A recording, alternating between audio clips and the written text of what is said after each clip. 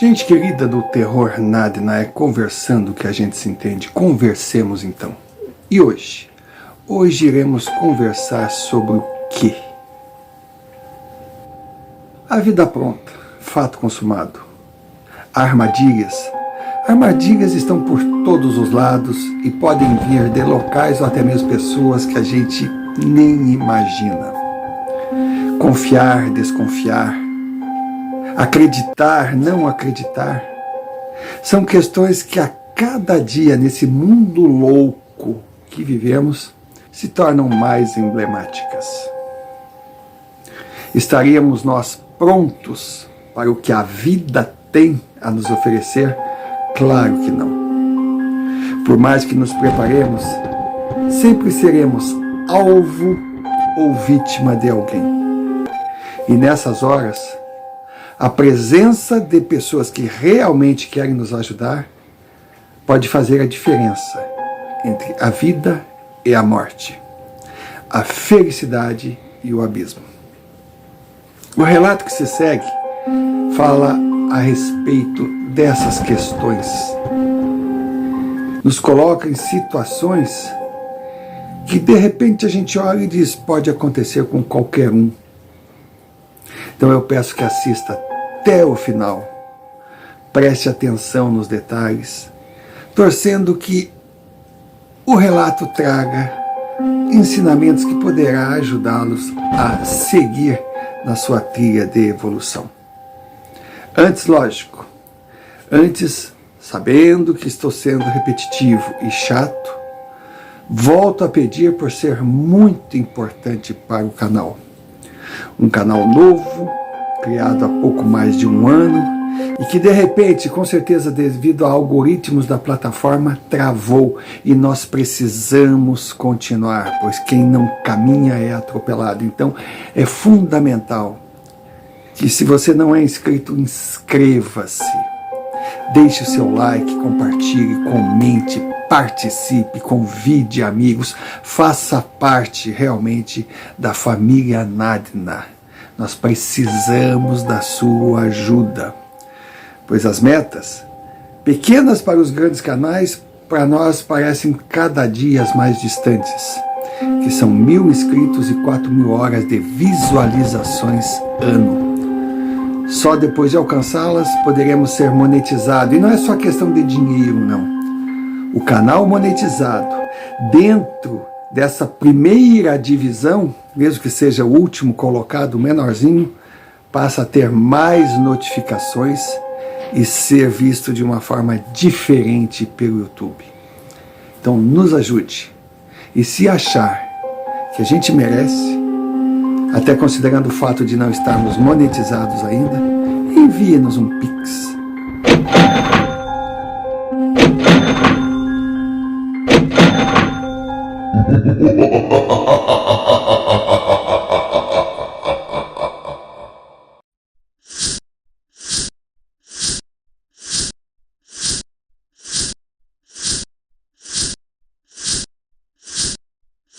Uh-oh.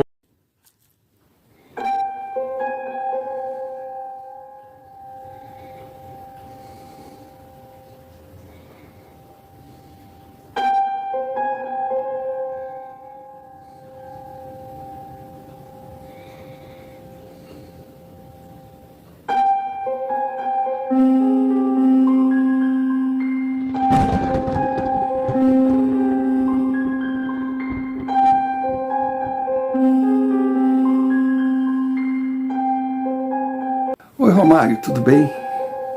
Eu confesso que fiquei meio apreensiva antes de enviar o meu relato.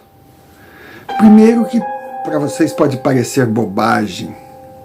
E segundo, que eu percebo que no seu canal tem mais relatos masculinos. Eu não sabia se era uma coincidência ou se era uma preferência. Mas mesmo assim, estou enviando. Se você acha que deve publicá-lo, serei eternamente grata. Começo me apresentando, usando um nome fictício, Marina.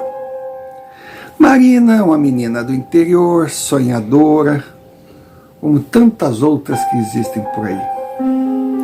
Na minha pequena cidade, eu fiz o ensino fundamental, me formei, fiz o técnico em química, mas sonhava em seguir carreira, fazer a minha faculdade. Aí tive que sair da casa dos meus pais e vir para São Paulo. Em São Paulo, eu já cheguei com um emprego na minha área. Foi algo que eu agradeço uma vida inteira por políticos locais, amigos que me deram esse primeiro empurrão. Claro, eu fui trabalhar, aprender, estagiar e ainda fazer meu curso superior. E o salário que eu ganhava não era nenhuma fortuna. Eu ainda precisava da ajuda dos meus pais, então procurei economizar o máximo. E como em São Paulo, qualquer cidade grande, o caro é morar, eu fui, sabe, num bairro mais bem periférico, gostoso, mas longe de tudo. Mas com a ajuda dos trólebus, os ônibus que andam, sabe, em pistas exclusivas dentro do ABC, e também a conexão metrô, eu morava longe, mas não estava assim muito distante. Levava mais ou menos 1h30 para chegar no meu trabalho. 1h30, pegando apenas 2 conduções e pagando um único bilhete. Para mim estava ótimo. Meu prédio era um prédio pequenininho, uma gracinha. Sabe aquele prédio assim de 4 andares, com 2 apartamentos em cada andar, mas 2 apertamentos. Para mim, ótimo.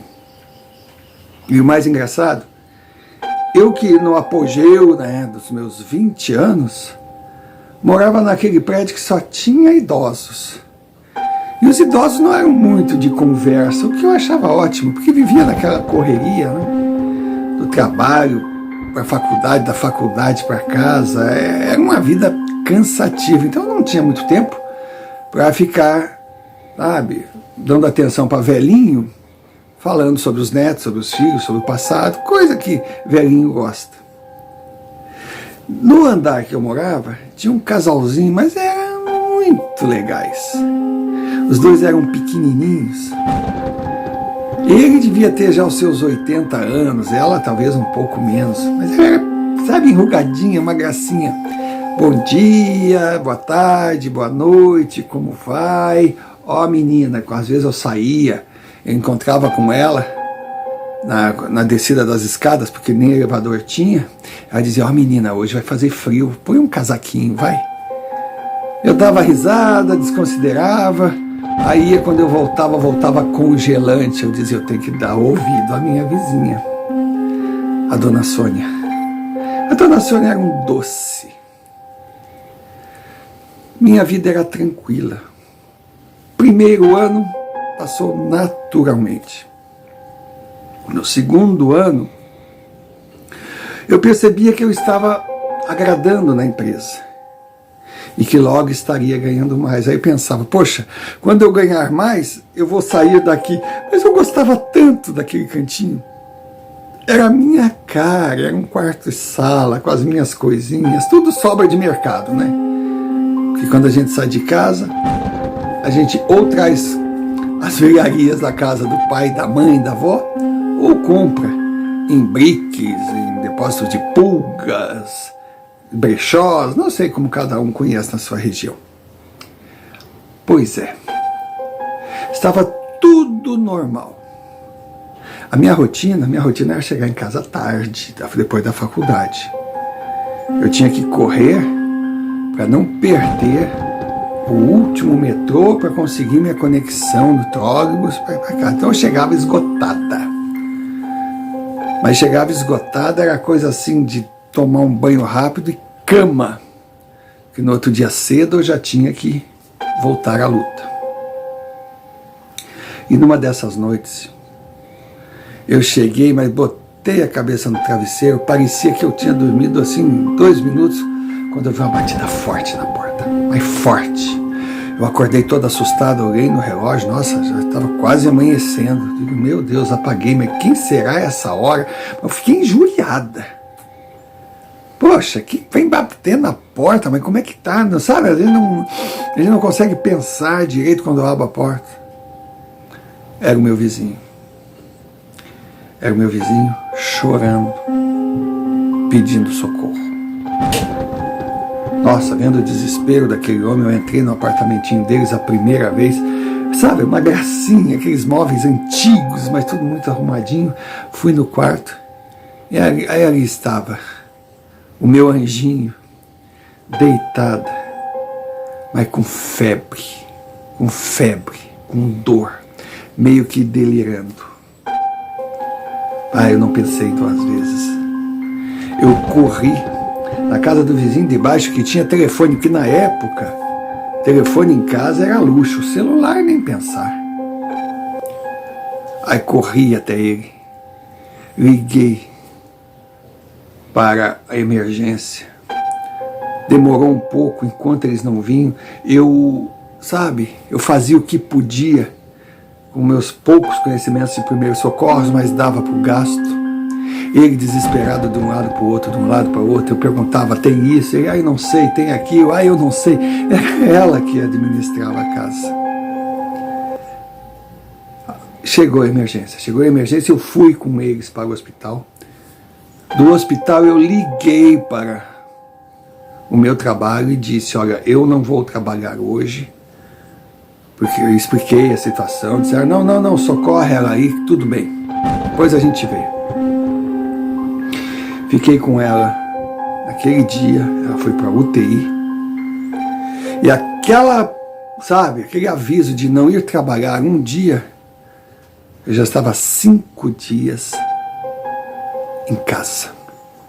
Já estava 5 dias do lado dela. Ela saiu da UTI, ela veio para o apartamento e eu estava ali do lado dela. Os médicos não diziam muita coisa, mas também não mostravam esperança. Realmente a coisa era grave.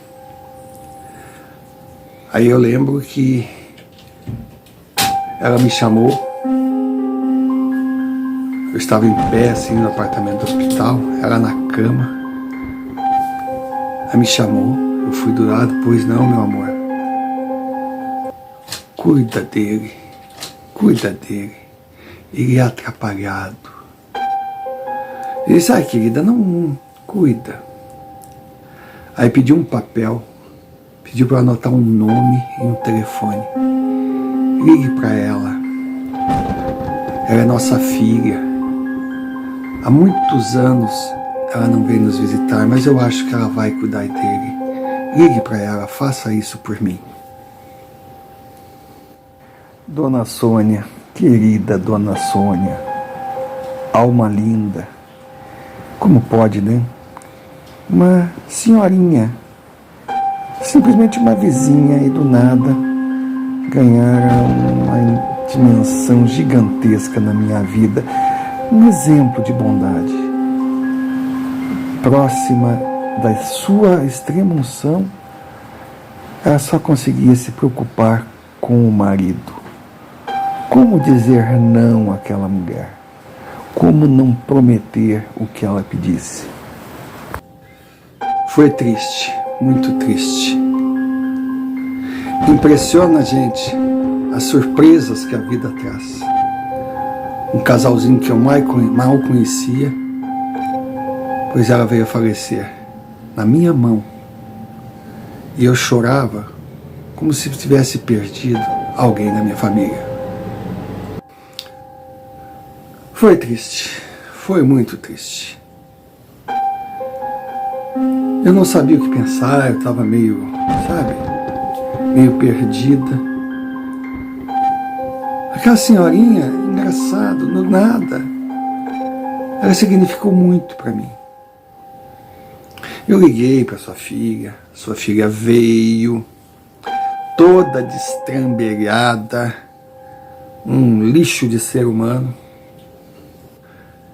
tratava o pai com indiferença, com descaso, ela se sentia incomodada de ter saído da sua rotina, sabe? Era uma pessoa muito estranha. E logo eu percebi que o pobre velhinho iria parar num asilo. Eu sei que eu não tinha nada a ver com isso. Não tinha nada a ver com isso. Mas eu juro, eu sentia alguma coisa, que eu tinha que fazer alguma coisa por ele, e eu havia prometido para minha amiga. Aí eu liguei para o meu pai. Meu pai veio. Meu pai veio e a nossa casa no interior era grande, era um sítio. Então tinha várias casinhas no sítio. Era a casa do caseiro, era a casa de pessoas que trabalhavam para o meu pai. Aí eu conversei com ele. E ele de pronto aceitou a ideia. O meu vizinho mudou para o nosso sítio. Lá foi montada uma casinha para ele, onde ele estaria dentro de uma pequena comunidade. E ele era um homem que gostava de fazer algumas coisinhas, tipo, sabe, ele arrumava, ele gostava de martelar, de parafuso, plantar. Ele, quando chegou lá, ficou maravilhado. Ele disse que era do interior, que, poxa, que vivia em São Paulo porque teve que ir para lá, mas a vida dele era aquilo ali. Enfim, parecia que aquela casinha que nós o colocamos foi construída esperando por ele. Nossa, eu tinha muito a agradecer a meu pai, a minha mãe, mas com o tempo a impressão que dava é que eles iam me agradecer. Porque, sem dúvida alguma, o meu vizinho era um parceirão. Lá ele passou os últimos anos da sua vida feliz, sendo bem tratado, sendo respeitado e vivendo com a saudade da sua eterna companheira. E eu segui tocando a minha vida. Impressionante que eu achava que aquele atropelo todo ia me prejudicar na empresa, mas não. Pelo contrário, as pessoas passaram a me olhar com olhos diferentes. E eu fui crescendo. O apartamento dos meus vizinhos ficou vazio por muito tempo. Porque a tal da destrambelhada era a única herdeira. Eu acho que nem pensava em alugar, sei lá o que passava na cabeça daquela mulher. Aí certo dia eu saí com umas amigas, saímos do trabalho. Naquela noite eu não teria que ir à faculdade, aí elas me arrastaram para um happy hour. Foi bom, foi divertido, coisa. Mas eu comecei a perceber um homem. Ele tinha mais ou menos a minha idade. Ele era alto, ele tinha apesar de jovem, ele tinha assim um tom meio, não digo sombrio, mas uma coisa assim mais velha. Não parecia aqueles jovens, assim, cheio de tatuagem, de piercing, cheio de droga, não. Ele parecia um... E aquele homem me olhava. As minhas amigas já perceberam, eu meio constrangida. Aí chegou, pediu licença. Augusto era o nome dele. Aí conversamos, amenidades. Ele me pareceu muito inteligente, um homem culto mesmo. Impressionou a todas. E me pediu o telefone. Como eu disse que não tinha, ele me deu o dele. Tá. Aí ficava aquela coisa, né? Coisa entre mulheres. Ai, vai ligar, liga sua boba. Nossa, tu tá sozinha, vai ficar encalhada. Que é isso? Não gosta de homem. Se o teu negócio é outro, sai perto de mim, porque Eu, mulher, eu quero distância, sabe aquela coisa toda? E eu não tinha aquela intenção, mas se bem que ele, de alguma forma, me deixou bem impressionada. Agora, dizem que São Paulo é grande, mas tem horas que parece uma fazendinha iluminada. E pasmem, eu estava entrando no metrô, quem eu encontro? Augusto. Eu fiquei meio acanhada, ele perguntou por que eu não liguei, como era bom me rever, fomos conversando. Aí eu vi que ele não descia, eu digo, onde é que é a sua estação? Ele quando você descer. Aí eu vendo que eu digo, Augusto, tu é um cara legal, tu sabe, gostei muito de ti, tu é inteligente, mas eu não estou pronto, eu tenho outros objetivos, coisas, mas eu não estou pedindo nada, só amizade. Sabe, eu gostei de você, sabe aquela... Bom, resumindo,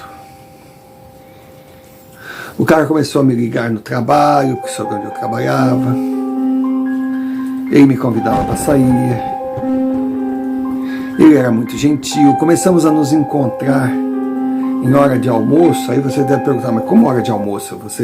Ele trabalhava ali perto? Não, ele ia para nós almoçarmos.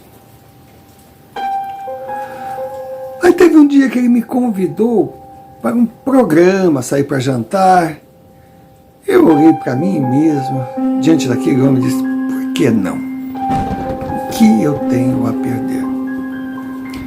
E me deixei levar pela insistência. E foi muito bom.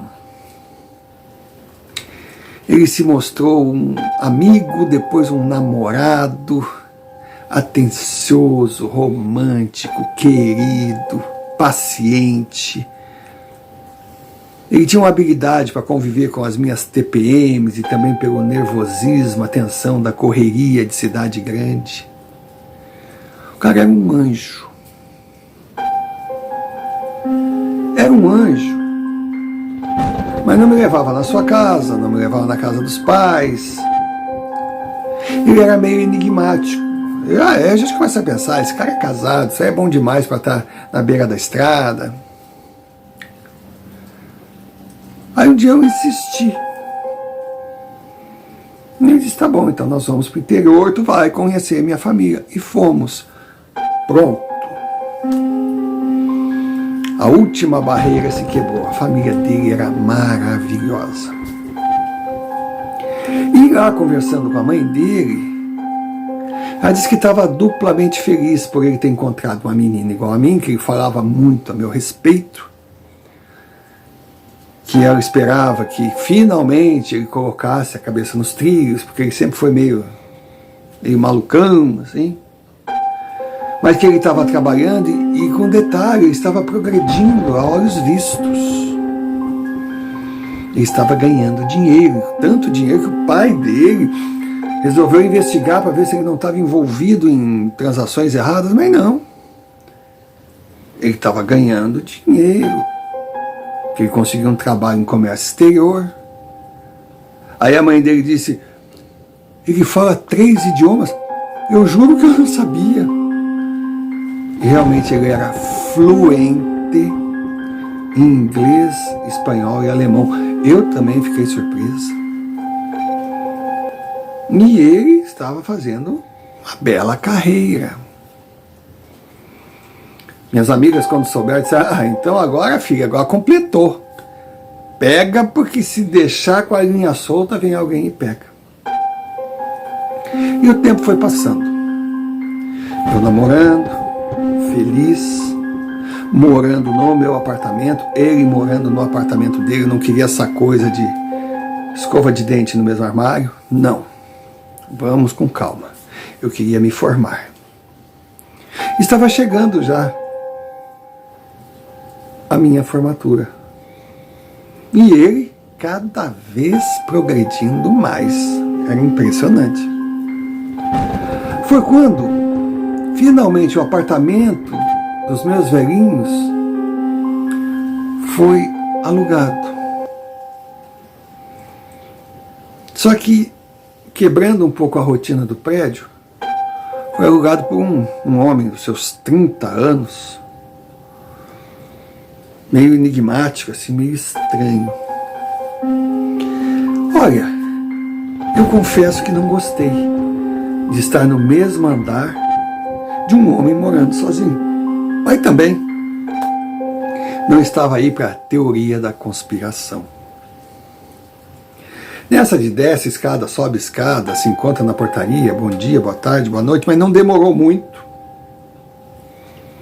Eu em casa, num sábado, tinha dormido até tarde, era mais ou menos umas 9 horas, bate na porta. Eu vou atender, era o tal do homem. Eu olhei, eu estranhei. Ainda falei, Paulo?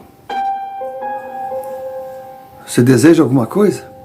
Ele, muito solícito. Não, eu sei que hoje é sábado. Eu sei que tu acordou agora. E de repente não fez o seu café ainda. Quer tomar café comigo? Eu achei aquele convite tão estranho que disse, ai não, muito obrigado, mas eu já fiz meu café. Valeu, tá, bom dia. E pá, bati a porta. Eu até fiquei, sabe, constrangida com a minha falta de educação. Mas, poxa, eu tô falando que a gente estava em São Paulo. Pode estar abrindo a porta para estranho. Tudo bem. Resolvi não falar nada para Augusto. Saímos à noite, fomos dançar, passei a noite com ele. No outro dia de manhã ele me deixou em casa. Eram umas 4 horas. Aí deitei, dormi, nossa, aquele soninho de domingo quando de repente bate na porta. Nossa, aí eu fiquei revoltada, fui abrir, lá estava Paulo, meu vizinho. Oi, bom dia. Eu digo, o que tu quer, cara? Não, já que tu não quis tomar café comigo ontem, vamos tomar café junto hoje? Eu preparei café para nós. Aí eu olhei para ele assim, poxa, deixa de ser inconveniente. Eu não quero ser grossa contigo, eu não quero tomar café, eu não tenho porquê tomar café na tua casa. E, por favor, venha tomar café comigo. O tempo está se esgotando. Aí quando ele falou aquilo, eu digo, deixa de ser louco, e pá! Bateu na porta. Eu não sabia se eu falava ou não para Paulo. Principalmente que ele estava muito feliz, eu também, que estava chegando um feriado prolongado e nós tínhamos marcado um acampamento para um local paradisíaco à beira de um rio, uma zona de camping maravilhosa. Ele me mostrou as fotos. Nossa, a gente estava precisando daquilo, eu não queria quebrar o encanto. Aí eu digo, não vou falar nada. Aí tá. Na terça-feira daquela semana, eu dormindo, novamente acordei, mas daí eu ouvi passos dentro da minha casa. Eu me apavorei. Quem poderia ser? De cara eu pensei no meu vizinho. Olha, eu sou mulher, mas sou mulher de interior, eu sei me defender.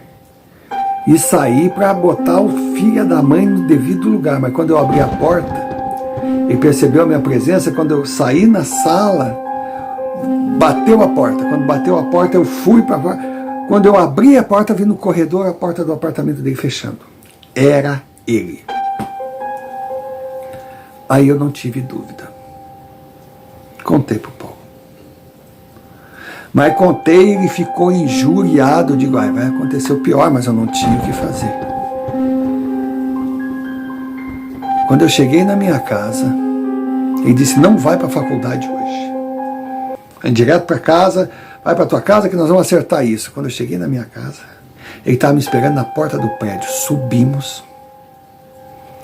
Ele bateu na porta, assim, bateu com vontade. Paulo abriu a porta, olhou.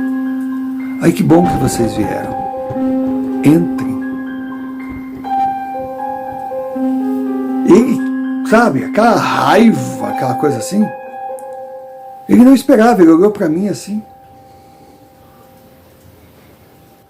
Aí Paulo abriu a porta, nós entramos. Senhor Romário, os apartamentinhos eram pequenos. Eles tinham uma janela, a gente entrava assim, na frente tinha uma janela, e eles eram iluminados. A gente entrava, tinha a cozinhazinha à esquerda, aí seguia reto, o banheirinho, à esquerda também. Aí tinha tipo uma salinha de jantar, tudo muito pequenininho, na sequência o quarto, uma janela grande no quarto. E saindo à esquerda, tinha uma varandinha. Então ali na varandinha tinha a extensão da cozinha, que era a área de serviço. Tinha um localzinho que a gente ficava ali no final do dia, era muito gostoso o apartamentinho. Ele era iluminado, mas ele não tinha tanta luz como nós vimos naquele apartamento. E outra, o verão estava chegando. O bairro que a gente morava era normalmente mais frio, mas no meu apartamento não era tão frio, estava frio. Era uma coisa estranha. E tinha uma mesa posta para café. Sabe quando o desenho não combina? A mesa era gigantesca, não caberia na sala. Então a gente via aquela mesa iluminada, mas com tudo que se pudesse pensar de um bom café. E ao mesmo tempo a gente via o restante da mobília, não encaixava. Aí Paulo nos convidou para sentar. Augusto já disse, nós não viemos aqui para sentar, não viemos para comer aqui, companheiro. Nós viemos aqui para dar um fim no que está acontecendo. Aí Paulo olhou para ele, olhou para mim e disse, e essa é a minha intenção. Ele ignorou o Augusto, que por mais raiva, por mais força que ele tinha, ele era um homem grande. Ele estava assim, tipo que sem ação naquele local, meio que paralisado.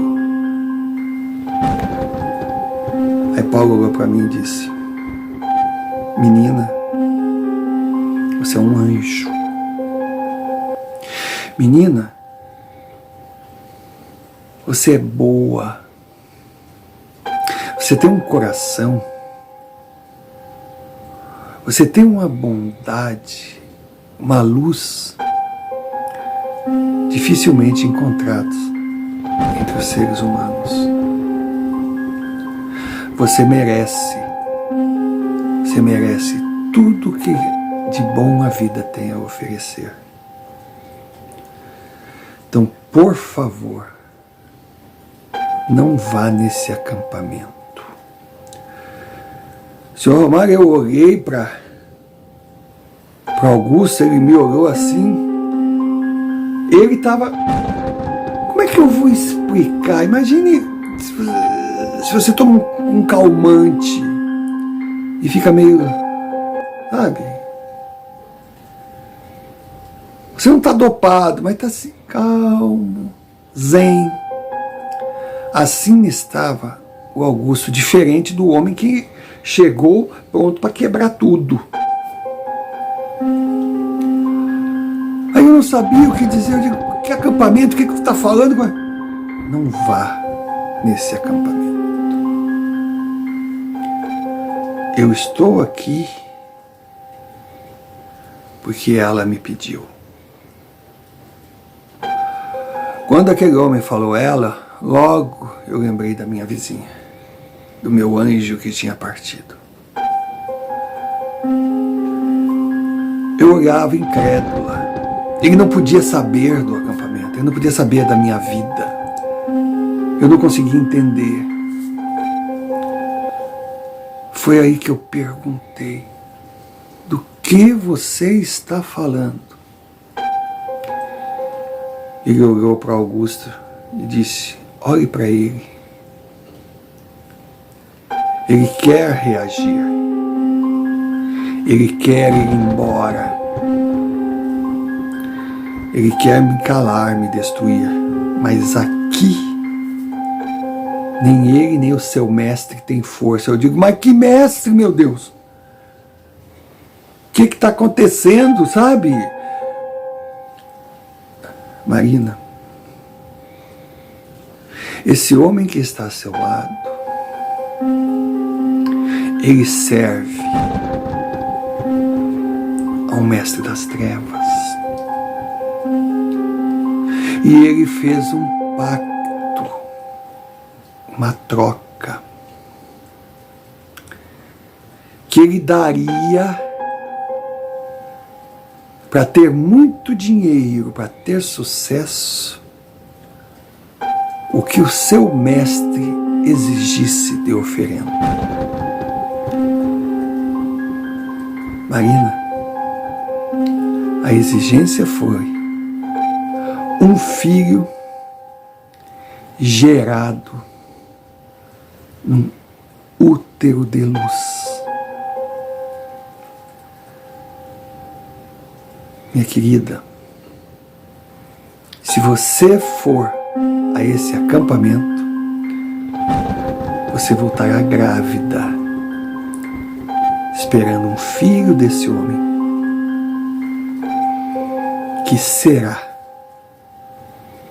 que pertencerá ao mestre das trevas. E se essa criança nascer, ele se tornará ainda mais poderoso até o dia do acerto de contas. Porque o mundo da escuridão dá, mas depois ele cobra a conta. E ele não se contenta apenas com um elemento de troca. E você cairá num abismo que dificilmente continuará a sair. Então, por favor, não vá nesse acampamento. Senhor Romário, eu olhava em volta. Eu via Augusto paralisado. Eu via aquele homem na minha frente. Eu não sabia o que dizer. Foi quando, do nada, assim, eu vi a minha vizinha linda. Ela chegou do lado dele e apenas sorriu. Eu não sabia o que fazer, o que dizer, como agir. Eu simplesmente saí, peguei Augusto pela mão e fui levando. Ele ali naquela hora já parecia meio um zumbi, assim. Aí nós saímos pela porta. Quando saímos pela porta, ele meio que, sabe, despertou de um encanto. O que aconteceu? O que aconteceu? O que houve? O que houve? Cadê o cara? Cadê o cara?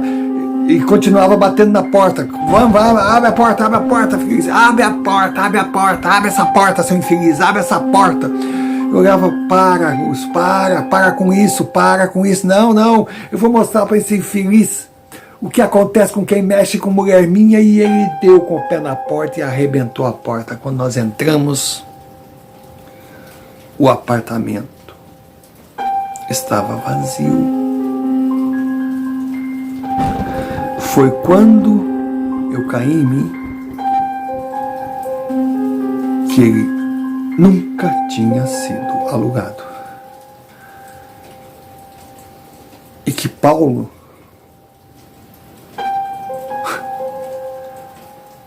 jamais existiu. Ou existiu um plano que só eu consegui enxergar. Augusto, quando entrou naquele apartamento, sabe, não se entendia, mas o que está acontecendo? Não tem ninguém aqui, não mora ninguém aqui, tu tá louca, tu tá...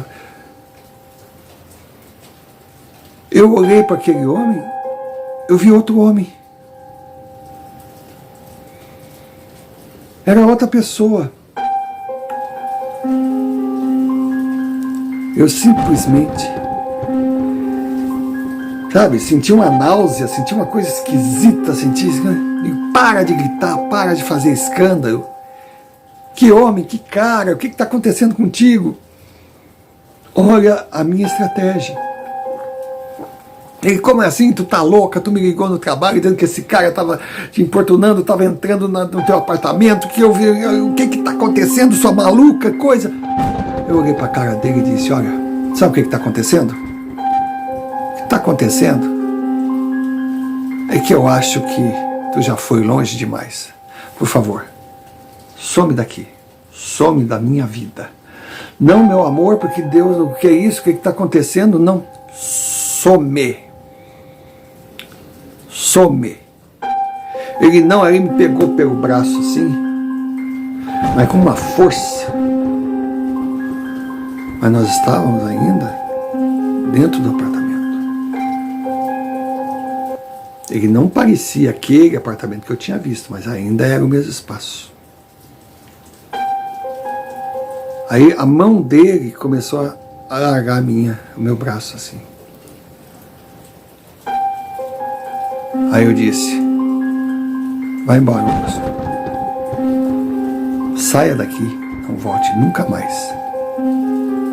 Leve todo o seu dinheiro.